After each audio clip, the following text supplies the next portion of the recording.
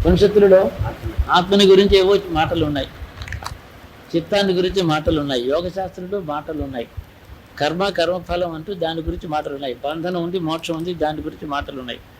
అవన్నీ అబద్ధాలు కావు, అవన్నీ ఎందులోనూ సరిపోవాలి. బుద్ధుడు చెప్పింది అబద్ధం కాకూడదు. ఆయన చెప్పింది సత్యం నాకు తెలుసు. సత్యం కాదంటున్నారు, సత్యం కాదని తెలుసుకోకుండానే వీళ్ళు మతాంతరుడు, వేరే మతస్థుడు కాబట్టి ఆయన చెప్పింది సత్యం కాదు. ఎందుకు? మనకు ఒక మతం మనకు మతం ఉంది, ఆ మతంలో చెప్పిందే సత్యం. పోనీ మన మతంలో ఉన్న సత్యమైన అనుభవంలోకి వచ్చిందా? రాలేదు. ఏ మతాన్ని విశ్వసిస్తున్నారో అనుభవంలోకి రాలేదా మతం? దీనికి వ్యతిరేకంగా ఉండేవన్నీ అబద్ధం అని చెప్పి దాంట్లో నిజాలు పరిశీలించక ముందే డిస్మిస్ చేయడం. ఈ విధంగా పండితులు కానీ మతస్థులు కానీ, పండితుడికేమో బుద్ధికి నచ్చాలి, బుద్ధిలో అతనికి అవగాహన చేసుకున్నవని అహంకారం చేత అదే సత్యం అంటాడు. ఇంకొకటి మాట వెనక ముందే ఖండించడానికి సిద్ధంగా ఉంటాడు, ఒక కత్తి పుచ్చుకొని వెనక ముందే. బోద్ధారం మత్సరగ్రస్త అలా ఉంటారు.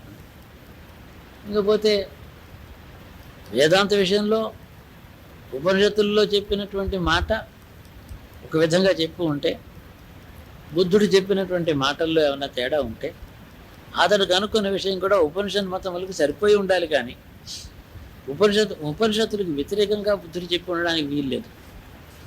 వేదన ప్రమాణం కాదని అంటే కర్మలు ప్రమాణం కాదన్నాడు. ఉపనిషత్తులో చెప్పిన తత్వాన్ని ప్రమాణం కాదని అర్థం ఎలా ఉంటుంది అందులో? కాబట్టి జీవుడు లేడన్నాడు, పునర్జన్మ ఉందన్నాడు. కాబట్టి ఇది సరిపోవాలి ఉపనిషత్తులు. ఈ రెండు, జీవుడు లేడు కాబట్టి పునర్జన్మే లేదు, ఏ జన్మలో ఒక జన్మే ఉంటుంది, పూర్వజన్మ ఉత్తర జన్మ రెండు ఉండవు. ఒకే జన్మలో కర్మక్షయం అయిపోయి జ్ఞానంతో నిర్వాణం పొందవచ్చును అలా చెప్పుకుంటే ఉపనిషత్ మతానికి విరోధం ఉండేది. పునర్జన్మ ఎప్పుడైతే ఒప్పుకున్నాడో జీవాత్మ లేదంటూ పునర్జన్మకు ఒక హేతువు, దానికి ఒక చిత్తం ఉండాలి. అది ఎలాగ సమన్వయం? ఉత్తర జన్మకి కారణం ఏమిటిది? జీవాత్మ ఎవరు? అసలు జన్మించేవాడు ఎవడు? జీవాత్మ లేకపోతే చైతన్యం, పరమాత్మ వస్తువు యొక్క ప్రతిబింబం ఇందులో ఉంది. ఈ ప్రతిబింబం చుట్టూ చైతన్యం ఏర్పడింది. చైతన్యంలో కర్మ యొక్క శేషాలన్నీ మిగిలి ఉన్నాయి, కోరికలు సంస్కారాలు ఉన్నాయి. కాబట్టి ఈ ప్రతిబింబమే ఈ చేతనతో తీసుకుని ఇంకొక జన్మెత్తుతోందని చెప్పాలి. లేదా ఈ చైతన్యమే ఇంకొక జన్మ మళ్ళీ మనిషి శరీరంలో ప్రవేశించి అహంకారంతో వ్యవహరిస్తోంది. జీవాత్మ ఉండాలనే లేదు. దానికి ఇంకొక శరీరంలో వ్యవహరించాలి అంటే పరమాత్మ యొక్క ప్రతిబింబమైనటువంటి ఒక జీవతత్వం ఒకటి ఉండి తీరాలి. అంటే ప్రతి శరీరంలోనూ ఒక కొత్త ప్రతిబింబము, పాత చేతన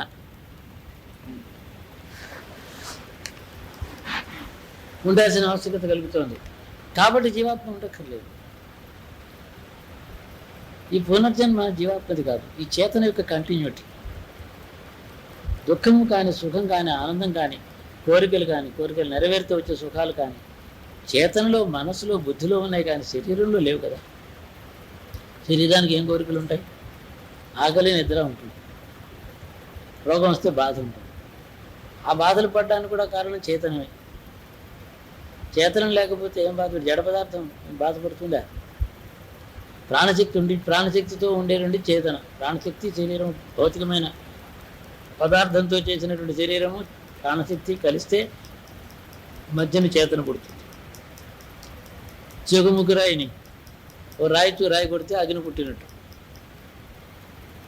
చేతన పుడుతుంది. ఈ చేతనలో సంస్కారాలు ఉన్నాయి. ఈ చేతన ఉత్తర జన్మ అయితే చేతన కారణంగా జీవాత్మ ఉండనే అక్కర్లేదు ఆయన కాబట్టి అది సమంజసంగానే ఉంది.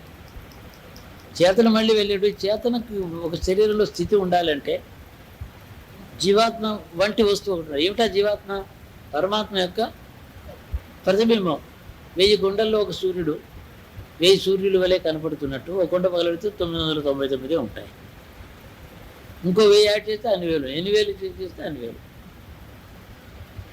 ఎన్ని కుండలు పెడతారో నీళ్లతో అంతమంది సూర్యులు ఉంటారు. యథార్థంగా సూర్యుడికేమో కొండ పగలు కొడితే తను చచ్చిపోవడం కానీ, కొండ పెడితే పుట్టడం కానీ, సూర్యుడు ఉండటంలా ఆ కుండలో పుట్టి ఈ కుండలో చచ్చిపోతున్నాడా? సైమల్టేనియస్గానే రెండు జరుగుతాయి. ఒకళ్ళు వచ్చి 10 కుండలు పెడుతుంటే ఇంకొకళ్ళు వచ్చి 10 కుండలు పగలబెడుతూ ఉంటారు. ప్రతిబింబాలు పుడుతున్నాయి, వస్తున్నాయి, ఆయనకేం వికారం లేదు. అంటే పరమాత్మ యొక్క ప్రతిబింబం ఒక సూర్యుడు అనే పద్యాలు దాంట్లోను భాగవతంలో కూడా ఈ తత్వం విశదీకరించబడింది. సనాతన ధర్మంలో జీవాత్మ ప్రతిబింబమే తప్ప మరొకటి కాదని చెప్పునే చెప్తున్నారు. అంటే అసలు ఈశ్వరుడు ఎవడు? బ్రహ్మ వస్తువులో నిర్గుణమైన బ్రహ్మపదార్థం సర్వత్రా వ్యాపించి ఉండి జగత్ అనేది లేకుండా బ్రహ్మ వస్తువు మాత్రమే ఉంది. దాంట్లో అవిద్య అనేది ఒకటి పుట్టిందన్నాడు. బ్రహ్మ వస్తువుల అవిద్య యొక్క ప్రతిబింబమే ఈశ్వరుడు. అవిద్య అంటే ఈశ్వరుని యొక్క గుణములు, రూపము, ఇదంతా కూడా అవిద్య. ఆయన లోపల అంతఃకరణ పరబ్రహ్మ వస్తువు. కానీ పరబ్రహ్మ వస్తువు అనే నిజము, అవిద్య అనేటువంటి అసత్యము కలిపి ఈశ్వరుడు అవుతుంది. ఈ పంచభూతాత్మైన ప్రకృతిలో ఆ ఈశ్వరుడి యొక్క ప్రతిబింబమే జీవాత్మ. జీవాత్మ వేరే లేదని వీళ్ళు ఒప్పుకున్నట్టే. ప్రతిబింబానికి ఏమి కర్మలు ఉంటాయి? మరి ఎవరికండి కర్మలు అంటే ఈ చేతన చైతన్యంలో అనగా చిత్తమందు కాన్షియస్నెస్లో ఉంటుంది. ఉన్నదంతా కాన్షియస్నెస్ తప్ప ఏమీ లేదు. సరిపోవచ్చు. జీవాత్మ ఉందనుకుంటావా? అయ్యా ఒక కుండలో ప్రతిబింబం పోయి మరో కుండలో మరో ప్రతిబింబం వచ్చినట్టు ఈ పోయిన ప్రతిబింబం అందులో వచ్చిందా అంటావా? అది పోయింది. అది ఎలా వచ్చిందో కుండ పుట్టినప్పుడు నీళ్లు పోసినప్పుడు కనపడిన ప్రతిబింబం పగల కొట్టగానే అక్కడ పోయింది. మరో కుండలో ఇందాక పోయిన ప్రతిబింబం ఇక్కడికి వచ్చిందని కూడా వాదించాడు అనుకోండి, అది అసమంజసం. కాబట్టి అలాంటి జరగటం లేదు. కాబట్టి ఎన్ని కొండలు ఉంటే అన్ని ప్రతిబింబాలు ఉంటూనే ఉంటాయి. ఇంకా కోటాను కోట్ల మానవ జాతి మనుషులు పుడతారా, జంతువులు పుడతాయా? అన్నింటిలోనూ ప్రతిబింబిస్తుంది. కానీ కుండలు, మట్టి కుండలు, చైతన్యం, దాంట్లో నీరే చైతన్యం అనుకోండి. ఆ చైతన్యంలో లోపల ఉండేటువంటి ప్రతిబింబము అది జీవాత్మ అనుకుని, చైతన్యమే అనుకుని, దానికి ఒక మోక్షం కావాలి, అది బంధనంలో ఉందని అనుకుని, తనకుండే బంధనం జీవాత్మకి ఆపాదించి, తనకుండే దుఃఖం జీవాత్మకి ఆపాదించి, ఈ చేతనే మోక్షం కావాలని అనుకోవడం వల్ల బంధనం వస్తుంది. బంధనం ఉందనుంటే బంధనం, లేదనుంటే లేదు. లేదని తెలుసుకోవడమే మోక్షం. అది ఆయన స్వరూపం, ఆయన బోధ. జీవాత్మ ఉన్నదని, ఈ జీవులు వేరని, పరమేశ్వరుడు వేరని వైష్ణవులు వాదిస్తారు. ఈ జీవుడు ఎప్పుడు ఈశ్వరుడితో సమానం కాలేడు, ఎంత జ్ఞానం ఉన్నా జీవేశ్వరులకి భేదం ఉండనే ఉంటుందని వైష్ణవుల వాదం. విశిష్టాద్వైత సిద్ధాంతం. విశిష్టాద్వైతం, అద్వైతం ఉంటాడు, కానీ అక్కడికి వెళ్ళిన తర్వాత అలాంటి వాడే విష్ణు స్వరూపమే వస్తుంది వైకుంఠంలో. ఎప్పుడో వైకుంఠం అంతా తనలో ఆహరించుకుంటాడు ఆయన. అప్పుడు వీళ్ళందరూ ఆయనలో కలిసిపోతారు. అంతదాకా విష్ణు స్వరూపులై ఉంటారట. ప్రతి జీవుడు కూడా ఆయన సన్నిధిలో ఆ రూపమే పొంది ఉంటాడు. ఎందుకు వచ్చిన బాధ్యత అంతా? ఎవరు కల్పించుకోవడం, నా ఒక పెద్ద తాడు తెచ్చుకోవడం, నా కాళ్ళు, వేళ్ళు, చెవులు, ముక్కు, మెడ, 2 చేతులు చచ్చేలాగా నా అంతటి నేను కట్టుకోవడం, బంధనంలో ఉన్నానని చెప్పి ఏడవడం కల్పితమే కదా. కాబట్టి ఇది ఎవరిది? ఇది అంటే చేతనది అని అనుకుంటే కాదు. ఉత్తరజన్మ కూడా చేతనే తప్ప ప్రతిబింబం ఏ కుండంలో ప్రతిబింబం అప్పుడు మళ్ళీ కొత్తగానే వస్తుంది. ఆ జీవాత్మ ఇందులో ఉండాలని ఏం లేదు. పూర్వజన్మ సంస్కారాలు, పూర్వజన్మ పుణ్యం వల్ల ఇతడు సుఖపడుతున్నాడు అంటే సుఖపడేవాడు ఎవరు లేడు. ఆ చేతనే సుఖపడుతోంది, ఆ చైతన్యమే సుఖపడుతోంది. ఆ చైతన్యం పుణ్యం చేసింది, ఆ చైతన్యం సుఖపడుతోంది. ఇప్పుడు ఈ విధంగా బింబ ప్రతిబింబ న్యాయాన్ని తీసుకుని సంస్కారంలోనే చిత్తమంతున్నాయని గుర్తించి, చిత్తమే సుఖదుఖాలకి హేతు అని, చిత్తమే పుణ్యకర్మలకు కూడా కర్త అని చూపిస్తే ఒక సిద్ధాంతం పుట్టుతోంది. బాగానే ఉంది సిద్ధాంతం, ఇందులో కాదన్నా ఎవడో వీళ్ళు.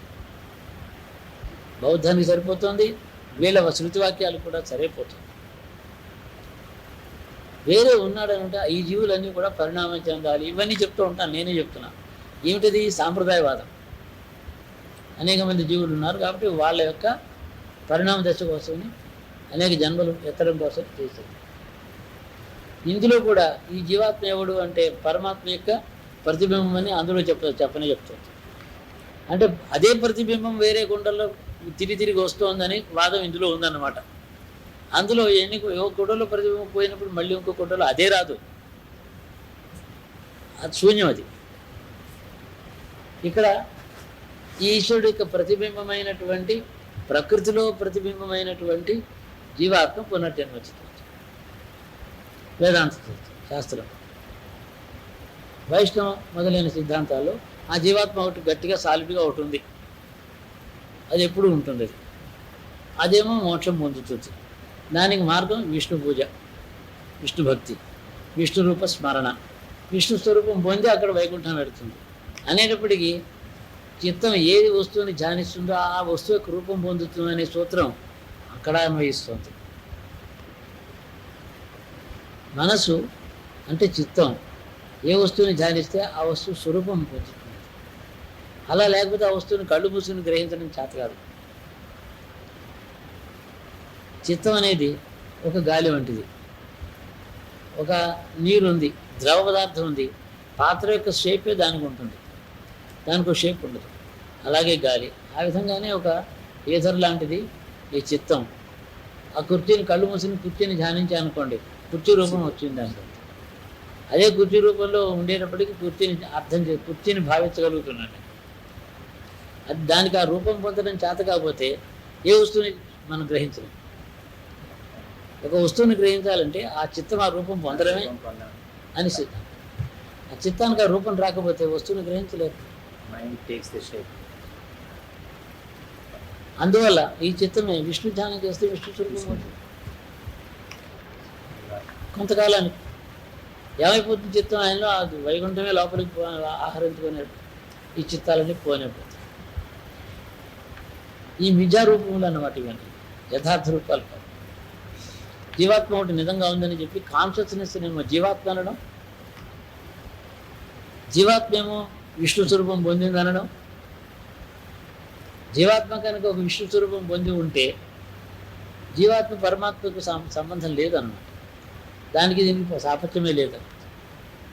మళ్ళీ అది అలాంటిది ఉంది అంటారు వైష్ణవ. కాబట్టి జీవాత్మకు ఇంకొక స్వరూపాన్ని పొందగలిగిన శక్తి ఉంటే అది ఒకటి చిత్తమే కావాలి. లేకపోతే విష్ణు స్వరూపం ఎలా పొందుతుంది జీవాత్మ? ఒకరిలో విష్ణు స్వరూపం ఉంటుంది, మరొకరిలో శివస్వరూపం ఉంటుంది, వాడు శివధ్యానం చేస్తున్నాడు. మరొకడేమో కాళీ ధ్యానం చేస్తున్నాడు, వాడు కాళీ స్వరూపం అవుతుంది, వాడి చిత్తం. జీవాత్మకి ఇన్ని రూపాయలు ఎత్తే లక్షణం ఉందా? లేకపోతే దానిని ఆవరించిన చిత్తమా ఈ రూపం పొందేది అంటే చిత్తమే అని తెలుస్తుంది. చిత్తం ఏ రూపం పొంది ఉంటుందో దానిలో అంతర్జామిగా తన మాత్రం మార్పు లేకుండా జీవాత్మ ఉంది. ఈ జీవాత్మ ఆయన ప్రతిబింబమే కావచ్చు, పునర్జన్మ ఎత్తుతో ఉండే ప్రతిబింబం కావచ్చు, పునర్జన్మ ఎత్తకుండా వెళ్ళిపోయే ప్రతిబింబం కావచ్చు. ఓ మాట ఉన్న ప్రతిబింబం మళ్ళీ పుట్టకుండా కాన్షియస్నెస్ చిత్తం మాత్రం మళ్ళీ పెట్టాడు. ఈ విధంగా విశ్లేషణ చేస్తే ఇదంతా కూడా సూత్రంగా 21 సూత్రాల్లో రాసిస్తాయి. వ్యాఖ్యానం ఎంతనే చెప్పచ్చు. ఇన్ని వాక్యాలు ఉన్నాయి వేదాంత శాస్త్రంలో, శృతులలో, స్మృతులలో, ఉపనిషత్తులలో వందల కొద్ది వాక్యాలు ఉన్నాయి నా ఆర్గ్యుమెంట్కి సపోర్ట్ చేసి. కనుక నేను బౌద్ధాన్ని దాన్ని సమర్థించవచ్చు. ఉపనిషత్ మతంలో ఆత్మవస్తువుని చెప్పినప్పుడు దాన్ని అంటే ఇక్కడ సూత్ర భాష్యం అని అంటూ ఉంటామే, బ్రహ్మసూత్రములు 590 బ్రహ్మసూత్రాలు ఉన్నాయి. ఆ బ్రహ్మసూత్రంలో వేదవ్యాసుడు రాశాడు. దాంట్లోనూ సూత్రాల్లో కూడా ఈ ఆత్మవస్తువుని గురించినటువంటి ఇటు అటు అన్వయం అవుతాయి. రెండు వైపుల అన్వయ వాక్యాలు ఎన్నో ఉంటాయి. రాగుతారు కీర్తన ఉంటే ఇద్దరు కొట్టిస్తారు కీర్తన.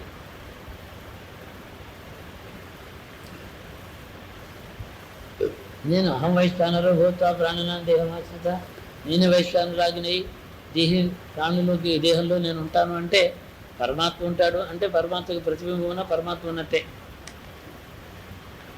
నేనే ఉంటానని పరమాత్మ ఎందుకు అంటాడు? ఒక పరమాత్మ కానీ ఇందులో ఉన్నాడా? పరమాత్మ ప్రతిబింబంగా ఉన్నాడు. ఎన్ని శరీరాలు ఉంటే అన్ని బింబాలు, అన్ని నీడలు. ఎన్ని అద్దాలు పెడితే అన్ని మొహాలు ఉంటాయి. మన ముఖమే ఇది చుట్టూ అద్దాలు పెట్టారనుకోండి, 20 అద్దాలు పెడితే 20 ముఖాలు ఉంటాయి.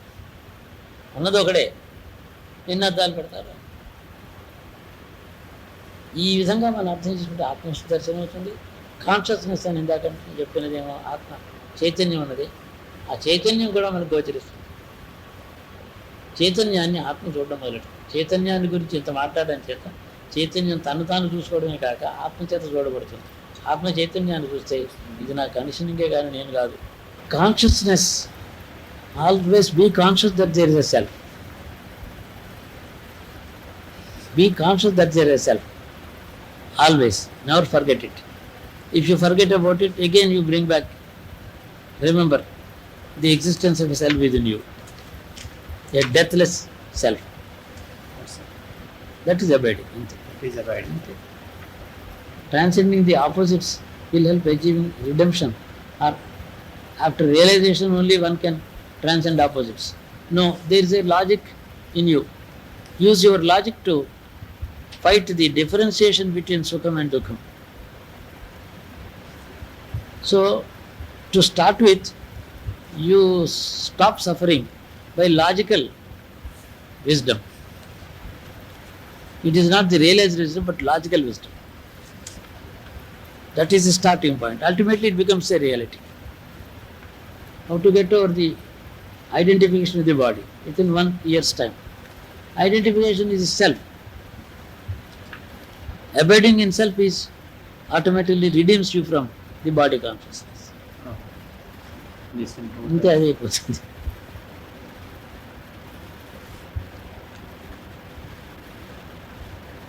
"14 months time is more than enough to achieve the goal." Yes, it is true. Even now, please let us know whether we have to do anything or do nothing to reach the goal. Constantly keep the goal in mind, keep the self in mind, keep the desire burning. That is sadhana, that is abiding in self. You will automatically reach it.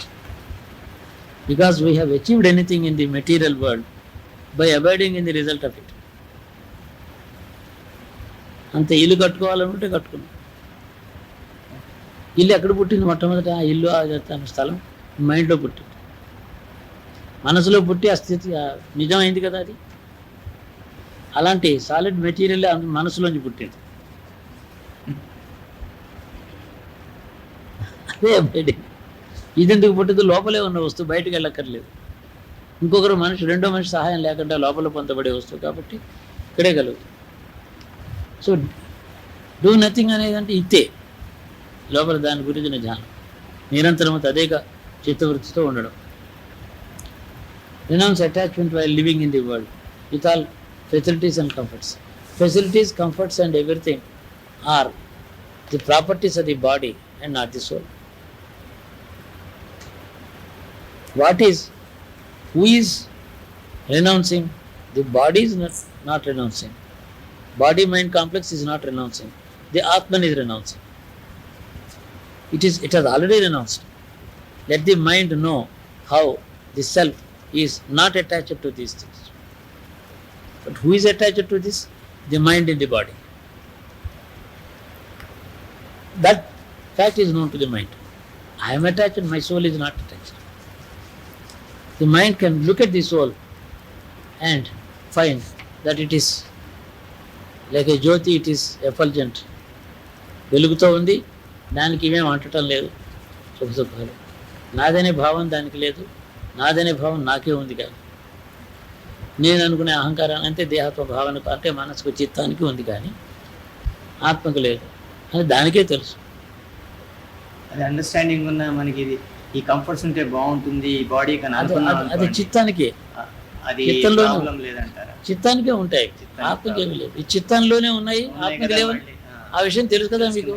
తెలిసినప్పుడు detachment అది. ఈ విషయం తెలిస్తే డిటాచ్డే. ఈ మనస్సు చిత్తానికి సుఖదుఖాలు కావాలని విశ్లేషణ చేసి సుఖమే కావాలని ఎప్పుడైతే అనుకుంటున్నామో దానికి అవి సంపాదించి ఇస్తున్నాం. కానీ ఇవి చిత్తానిదే, ఈ వికారవంతాన్ని కూడా ఎప్పుడైతే గుర్తించామో, జీవించినప్పుడే గుర్తించామో, కొంతకాలానికి ఆ గుర్తింపు వల్ల అది యథార్థమైన ఆత్మజ్ఞానం, ఆత్మవస్తువుగా దర్శనం అవుతుంది. ఫ్లీటింగ్ కాన్షియస్నెస్, మినిట్కి మారిపోయే కాన్షియస్నెస్, ఏవో వింతలు విశేషాలు లోకల్లో, అవి ఇవి సుఖాలు, ఏవో కావాలని వినోదాలు, సుఖాలు అది కావాలని కోరుకుంటుంది. దానికి ఇవ్వడం వల్ల ఆత్మకి ఏమీ దోషం లేదు, ఇవ్వకపోవడం వల్ల దానికి డినై చేయడమే తప్ప ఆత్మకి నష్టం లేదు. వెళ్ళడం వెళ్ళకపోవడంలో లోపల వస్తువుకి ఏ వికారం సంభవించలేదు. అది ఆనందించేది కాదు, ఇప్పుడు దుఃఖపడుతున్నది కాదు. వెళ్ళినా వెళ్ళకపోయినా రెండో ఒకటి. కాబట్టి అందులో ఎలాంటి భేదం లేదు. కాబట్టి వెళ్తారంటే వెళ్ళండి అంటారు, అట్లాగే అంటున్నారు. వెంటనే మంచిది వెళ్ళండి, ఏముంది అందులో సెకండ్ థాట్ దానికి. ఎందుకు వెళ్ళాలని కానీ మీకు అవసరం ఉందా? ఏమీ లేదు. హాయిగా ఇది ఉండగా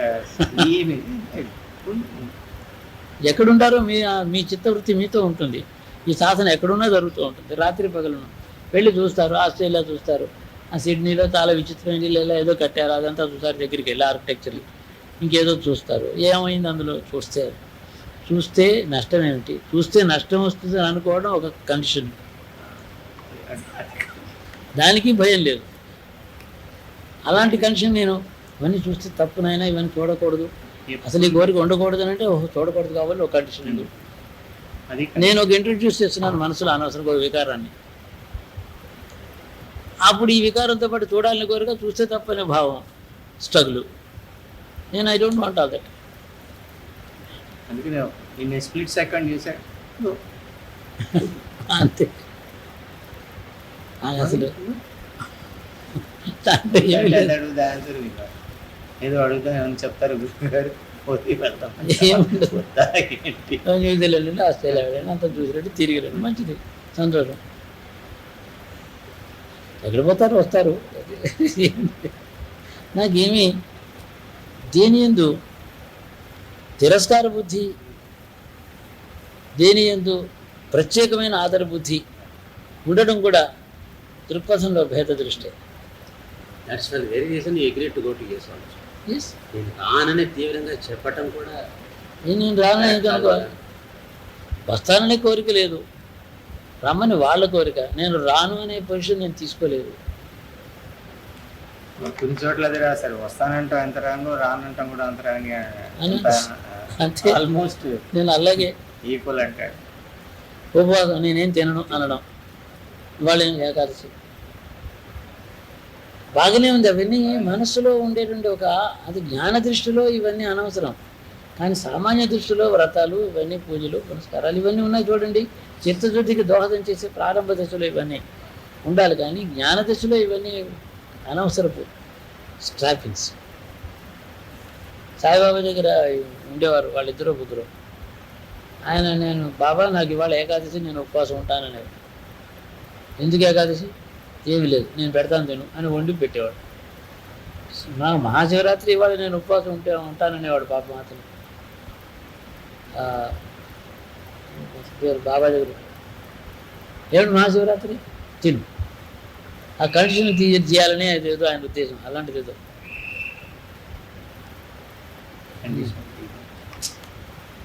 ఏదైనా కండిషన్.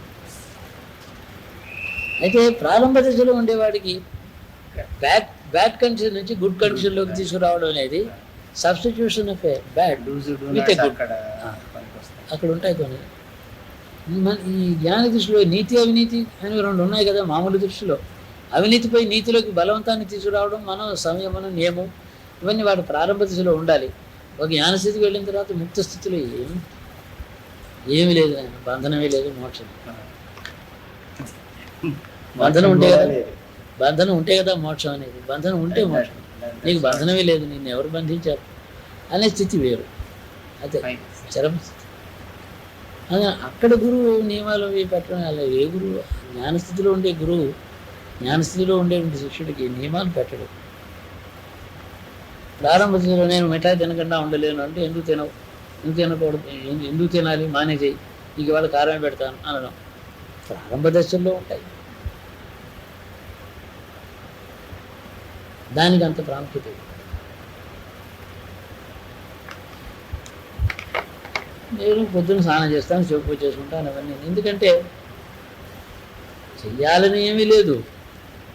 చేయకుండా నేను మొహం కడుక్కొని మళ్ళీ కాఫీ తాగి స్నానం కూడా చేయకుండా మంచం మీద అలాగే పడుకోవచ్చు రోజంతా. చీకటితో లేక చేసుకోను అనేటువంటి సంకల్పం ఎందుకు? ఇది కాక మీరు చేస్తున్నది ఈ ప్రారంభ దశలో వాళ్ళకి ఎంతో ఉపయోగపడుతుంది. వాళ్ళు ఎమ్యులేట్ చేసుకుంటే చేసుకుంటారు. సంసారంలో ఉండేటువంటి వేలాది ప్రజల యొక్క క్షేమం, ఈ భౌతికమైన క్షేమం భౌతికమైన పూజతోనే లభిస్తుంది. పుణ్యం జనరేట్ అవుతుంది. ఈ పుణ్యం వల్ల వాళ్ళు సుఖాలు ఎన్ని కష్టాలు పడుతుంటారండి మరి వాళ్ళకి ఎవరిస్తారు? వాళ్ళు చేసుకోలేరు తపస్సు. ఈ తపస్సు భగవంతుని ఆరాధన చేసి వాళ్ళకి సుఖాన్ని ఇవ్వడం. ఇది భౌతికం, జ్ఞానం కాదు. కానీ వాళ్ళకి భౌతికమైన క్షేమం కావాలి. వాళ్ళకి నాకు సుఖం కావాలండి, వాడికి జ్ఞానబోధ చేయడం, వాడికి ఇప్పుడు అవసరం లేనిది బలవంతాన్ని వాడికి ఇవ్వడం, వాడు అడిగింది ఇవ్వకపోవడం, అదే పెద్ద ట్రీట్మెంట్ కాదు. అసలు ఈ థింకింగ్ అన్ని సేషియేషన్ వచ్చిన తర్వాత వస్తుందంటారా? మామూలు సేషేషన్ వస్తుంది. సేషేషన్ వచ్చే వరకు కూడా వాడికి కావాల్సింది ఇవ్వడం. అయితే దేనివల్ల వాడు పాడైపోతాడో అది ఇవ్వకూడదు. ఆరోగ్యం అనారోగ్యకరమైన ఆహారం ఉంది, ఆరోగ్యకరమైన ఆహారం ఉంది. ఏదంటే అది తింటానంటే అది తినొద్దని చెప్పండి. ఆరోగ్యకరమైన ఆహారం చెప్పండి అంటే కోరుకోవచ్చు, కొన్ని వాటి వల్ల అపకారం లేదు, అవన్నీ అడ్డు పెట్టకూడదు. ఏ పని చేస్తే అధర్మమో అలాంటి అధర్మం వల్ల తనకే భవిష్యత్తులో కష్టం వస్తుందో దాని జోలికి వెళ్ళనివ్వకూడదు. Regulating the child. కానీ మనస్సు ఏంటంటే దాని వృత్తిలో ప్రశ్నలు ఉదయించడం, సమాధానం రాగానే సంతోషించడం మనస్సు యొక్క స్వభావం. అది కరెక్ట్. కానీ ఆ మనసుకి కావాల్సిన తిండి పెడితే అది సంతోషపడుతుంది. తప్పేమిటి? నిషేధం నేను ఏది విధి నిషేధాలు, మోక్షం కోరే వారికి విధి నిషేధాలు నేను చెప్పను. మోక్షమందు కోరిక పుట్టక ముందు ధర్మ జీవనం ఉంది. ధార్మిక జీవనంలో తప్పులు ఉంటాయి, చేసేవి చేయకూడనివి, అవి చెప్పాలి. వాళ్ళ అంతస్తుని బట్టి చెప్పాలి. కొందరు నేను గట్టిగా చెప్తాను, పొద్దున 6 గంటలకు లేచి స్నానం చేసి 7 గంటల దాకా గాయత్రి జపం చేసి సంధ్యావందనం చేయి. ఇందులో ఒక నిమిషం తేడా రాకూడదు. నేను చూస్తూ ఉంటాను. నేను బాబోయ్ గురువు గారు నన్ను చంపేస్తున్నారు అని అక్కడ 7తో స్నానం చేస్తాడు, 6 గంటలకి గాయత్రి చేస్తూ ఉంటాడు. ఇంకో దేశంలో మాకు ఒక అనుమానం వస్తుంటుంది. మీరు ఆ రోజు పిలిచారు, వీరి 60th బర్త్డే నాడు చేస్తున్నారు, మీరు రావాలి. హోమం చేశారు. నేను రమణానికి ఫోన్ చేస్తే గురుగారు నన్ను 9:30 కల్లా వచ్చామన్నారు. గురుగారు నన్ను 11ంటికి వచ్చి ఫోన్ చేసేళ్ళమన్నారు. నేను హోమానికి పనికి రాను. ఒకటి మనకి సూట్ కాదేమో అని, మన సోల్ క్వాలిటీకి అది సూట్ కాదనమాట. లేదు, ఈ ప్రశ్నలు పుడతాయి కదండి. నేను దాన్ని శ్రద్ధతో చూసి ఎంజాయ్ చేస్తారా లేదా క్వశ్చన్. ఏదో దానికి అంత ప్రాధాన్యత లేదు, ఒకరికి ప్రాధాన్యత ఉంటుంది ఇంకొకరికి. అలాగే చేస్తున్నారండి గురూజీ, మీరు అలాగే చేస్తున్నారు. అది కూడా మీరు చెప్తున్నాను. నన్ను 11ంటికి రమ్మని నేను అదే వెంటనే చెప్పాను. గురుగారు నన్ను 11:30కి 11:30కి వచ్చి భోంచేసి వెళ్ళిపోండి. ఆయన నువ్వేంటి రమణ నువ్వు వెళ్తున్నా, నన్ను 9ంటికల్లా వచ్చాను. 9:30కి యజ్ఞం దగ్గర కూర్చోమన్నారు. ఆయనకి యజ్ఞం ఇష్టం, నాకు యజ్ఞం ఇష్టం లేదని ఆయన తెలిసిపోయింది గురుగారు. అలాగే అసలు మీరు లోపలికి వెళ్ళి చూసి ఒక్కొక్కరిని అలా ప్రిస్క్రైబ్ చేస్తుంటే లాభం అక్కర్లేదు. ఏమండి, ఆయనకి ఏదో కొద్ది లాభం వస్తుందని మొదటి నుండి నీకు లాభం కూడా అక్కర్లేదు. వారికి స్థలములలో వచ్చిన దోషములు అగ్నిహోత్ర సన్నిధిలో హోమం చూస్తే ఆ చిత్తంలో అతనికి దోషాలు అంటే పాపం కొన్ని మార్గాలు ఉండడం చేత పరిశుద్ధుడు కావాలి. అతనికి ప్రతి విషయం నేను చెప్తాను. అభిషేకం దగ్గర కూర్చో అంటాను, చూడంటాను, పంచాక్షరి జపం చేయంటాను, ఇప్పుడు ధ్యానం చేయంటాను. అతని లోపల క్లెన్సింగ్ ప్రాసెస్ కావాలి. బంగారం లాంటి వస్తువు లోపల, అది కోరేది జ్ఞానమే, కానీ అనుసరించేదేమో జ్ఞానం కాదు. వేరే మార్గాల్లో వెళ్ళి తిరిగి వచ్చాడు, అదంతా పొల్యూషన్ వచ్చింది లోపల, అది కడుగుతూ ఉంటాను. ఆ మెడ్రాస్లో అలాంటప్పుడు తిరగపోవటమే నయం కదా గురుజీ, మంచిగా కరెక్ట్ గురువు గారి దగ్గరికి పట్టుకోవటం. ఎక్కడికి వెళ్ళనే కూడదు, అది అదృష్టం. మేము అసలు మాకేం తెలియదు కాబట్టి వెళ్ళనే కూడదు, అసలు ఈ మోసం అనేది తెలియదు కాబట్టి మేము ఎక్కడికి వెళ్ళలేకపోయాం. దాని ఎందుకు శ్రద్ధ ఆసక్తి ఉంటే, నాకు కావాలి గురువు అనుకుంటే అతడే వస్తాడు. అన్న వెతకలేం, అతడే మన వెతకలే వస్తాడు. కాబట్టి ఆసక్తి కలిగిన తర్వాత ఈ కాన్షియస్నెస్లో కదా ఈ వికారాలు ఉన్నాయి. ఆత్మ వెలుగుతో దూరంగానే ఉంది, దాంట్లో ఏం పట్టుకునేది. ఈ కాన్షియస్నెస్ ఈ ఆలోచించేది కాన్షియస్నెస్, తనలో సంస్కారాలను తెచ్చుకునేది కాన్షియస్నెస్, తనకి జ్ఞానబోధం తనకి తానే చేసుకునేది ఈ కాన్షియస్నెస్, బుద్ధి సహాయంతో. ఈ జ్ఞానం వచ్చిందని ఆనందించేది కాన్షియస్నెస్. ఈ కాన్షియస్నెస్లోనే సందేహాలు, ఈ కాన్షియస్నెస్లోనే సంస్కారాలు, పూర్వకర్మల యొక్క సారభూతమైనటువంటి సంస్కారములు. ఇవే హేతుగా ఈ కాన్షియస్నెస్ని మరొక జన్మకి వెళుతోంది. దీంతోనే ఈ ఆత్మ అనుసరించి వెళుతుంది. ఆత్మ లేనిదే కాన్షియస్నెస్ లేదు కాబట్టి, దీపం లేనిదే వెలుగు లేనట్టు, దీపం ఒకటి, దీపం యొక్క వెలుగు ఒకటి. ఈ కాన్షియస్నెస్ అనేది ఆత్మ అనేటువంటి దీపం యొక్క వెలుగు. ఈ వెలుగులో నీడలు, మంచి చెడ్డ అన్నీ కనపడతాయి, వస్తువులు కనపడతాయి. ఈ వెలుగులో ఎన్ని వస్తువులు కనపడతాయో అన్ని వస్తువుల యొక్క కాన్షియస్నెస్ వెలుగులో ఉంది. ఇంకొక ఎగ్జాంపుల్, మరి వెలుగనే పదార్థంలో వస్తువులు ఉన్నాయి, కాన్షియస్నెస్లో వస్తువులు అలా ఉన్నాయి. So the light is full of matter, materials. The light is full of materials because light is showing them. Consciousness is showing things to the mind. It is, but for consciousness we don't see anything. జడ పదార్థం అయిపోతాం. ఈ కాన్షియస్నెస్లోనే వెలుగులో పదార్థ వస్తువులు ఉన్నట్టు దాంట్లోనే అన్ని సంస్కారాలు. కాబట్టి ఈ కాన్షియస్నెస్సే, ఈ చిత్తమే, ఈ చేతనే, శరీరము ప్రాణము ఈ రెండు కలిస్తే ఆ మధ్యని వచ్చినటువంటి ఒక ప్రోడక్ట్ ఇది. ఆ ప్రోడక్ట్ వల్లనే శరీరము సుఖదుఖాలు అనుభవిస్తూ ఉంటుంది. మళ్ళీని ఈ శరీరానికి బాధ వస్తే అమ్మ అంటుంది, శరీరం సుఖం వస్తే హా అంటుంది, కోరికలు పెంచుకుంటుంది, ఇవన్నీ చేస్తుంది ఈ కాన్షియస్నెస్. దీనిని జీవాత్మ చూడాలంటే జీవాత్మ దగ్గరికి ఇది తానంతట తాను వెళ్ళి నన్ను చూడమని చెప్పాలి. అదే ప్రయత్నం. నన్ను నేను చూడడం కాదు, నన్ను నీవు చూడు అని జీవాత్మతో మొరబెట్టుకుంటే, ఆ జీవాత్మ పరమాత్మ వస్తుంది కాబట్టి అది దీన్ని దర్శనం చేసేప్పటికీ ఈ సంస్కారం చూడడం అనేది దాంట్లో తెలుస్తుంది. అంటే conditioning will be seen by the unaffected జీవాత్మ. దట్ ఈస్ మోక్షం. ఈ ప్రయత్నంలో ఈ జీవాత్మను చూసే ప్రయత్నం చేస్తుంది ఈ కాన్షియస్నెస్. ఈ అవేర్నెస్ మీకు తెలియకుండా జరుగుతుంది. ఇదంతా నేను ఎక్స్ప్లెయిన్ చేస్తున్నా, జరగడం సులభంగానే జరుగుతుంది. నా వాళ్ళు నా దగ్గరికి రానే వస్తారు, వచ్చిన రోజు నుంచి నాతో ఉంటారు, రాకముందు కూడా నా వాళ్ళే.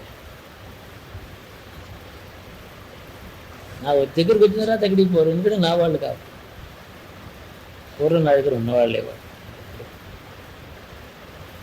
ఈ నాటకం, జగన్నాటకం చూడడమే వింత ఆనందంగా ఉంటుంది, తమాషాగా వినోదంగా ఉంటుంది. Two things, consciousness and sub conscious. Consciousness is always linked to some object. Sub conscious is not linked to anything normally. But if consciousness wants subconscious to keep all the time linked to something like a guru or God, without consciousness carrying it with it, the subconscious is capable of holding it without the awareness of the consciousness. That subconscious is Sukshma Sharira. ఇది practice మీద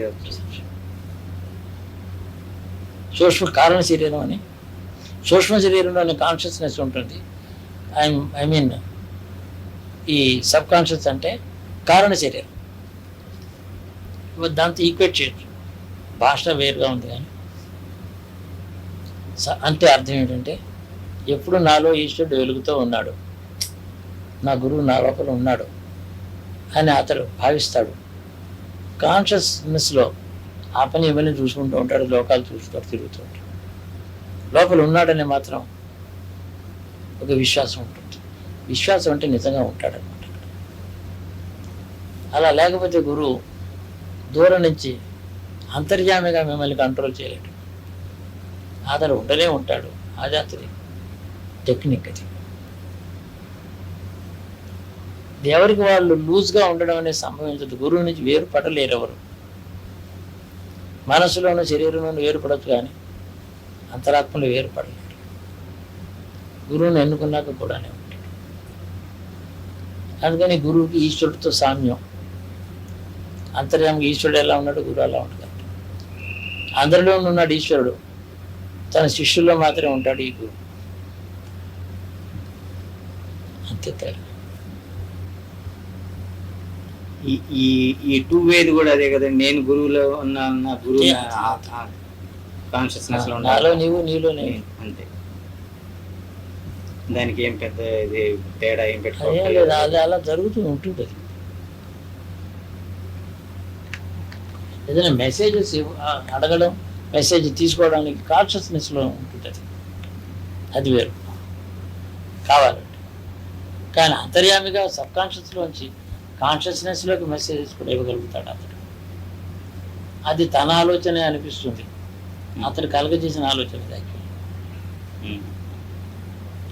అనేక విషయం. మేము so far అలా తీసుకోలేదండి. మీరు మాకు ఇట్లా ఇవ్వాలని. కానీ ఇప్పుడు మాధవ్ ఉంది అనుకోండి, మేము మీ దగ్గరికి వచ్చి అడిగి ఏదో చేస్తుంది. తను ఫోటో దగ్గరికి వెళ్తుందట, అడుగుతుంది, తనకి క్లియర్ అయిపోతుంది. ఇంకేం బాధ అడగదు, మీకు ఫోన్ చేయదు, రాదు, అవసరం లేదు. అవసరం లేదు. ఇప్పుడు మేము ఏంటంటే మేము అట్లా ఆ ప్రాక్టీస్ లేకుండా ఊరిని అక్కడ పరిగెత్తుకుంటూ వచ్చేసేది. ఒక ఆనందం ఉంది కదా మనుషులు. ఒకరు స్నేహ విషయంలో, స్నేహంలో స్వీట్నెస్ ఒక కలుసుకోవడంలో ఆనందం ఉంది కదా. అది అవైలబుల్గా ఉన్నప్పుడు ఆనందాన్ని చూపుతేనే.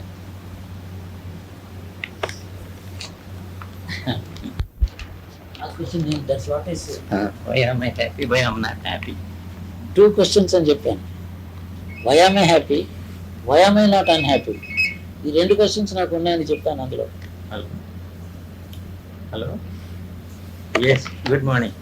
My state and how to put my condition in 2 words. అంతే. ఒక హలో. భగవాన్ ఎక్స్పీరియన్స్ నాకైతే ఆయన టచ్ బాగా వచ్చిన తర్వాత నాకు ఒక పర్టిక్యులర్ మూడ్లో ఉండేవాడిని కదా, డిటాచ్డ్ మూడ్ లైఫ్లో. 38 చిన్నప్పటి నుంచి ఒక రెస్ట్లెస్నెస్ ఉండేది. ఆ రెస్ట్లెస్నెస్ అంటే ఎందుకు వీళ్ళు ఇలా బాధపడుతున్నారు, ఇదంతా నాకు అర్థం కాలేదు. సరే, దుఃఖం చూసి నాకు I was not able to, my difficulty was this, I was seeing people in sorrow. I was not able to participate. I don't understand their reason for sorrow. I cannot agree with them. అది ఒకటి ఉండేది. రమణుడు ముట్టుకున్న తర్వాత ఇంకా settle అయిపోయింది, బాగానే. అసలు సారోయే లేదు అని నాకు